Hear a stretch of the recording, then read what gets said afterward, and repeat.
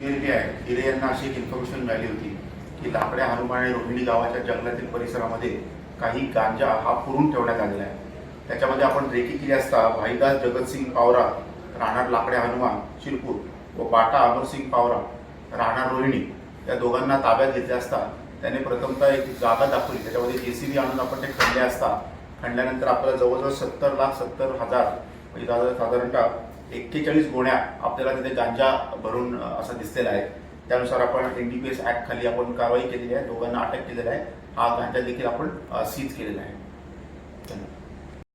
रोहिणी गावाच्या आणि लाकड्या हनुमान गावाच्या ह्या जंगल परिसरामध्ये आलो आहोत। आपल्याला अशी बातमी मिळाली आहे की भाईदास जगतसिंग पावरा याने आणि त्याचा रखवालदार बाटा अमरसिंग पावरा यांनी या जंगलामध्ये एक जमिनीत खड्डा खोदून आणि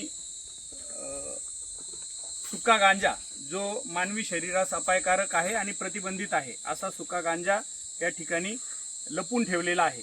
तर आपण आता त्या साठ्याचा शोध घेण्यासाठी या ठिकाणी JCB आणलेला आहे। 2 शासकीय पंच या ठिकाणी हजर आहेत।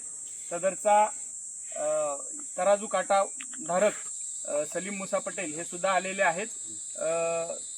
हा पंचनामा करण्यासाठी राजपत्रित अधिकारी म्हणून आम्ही स्वतः पोलीस निरीक्षक जयपाल हिरे हजर आहोत आणि हा पंचनामा जे करणार आहेत ते PSI पवार हे सुद्धा या ठिकाणी हजर आहेत।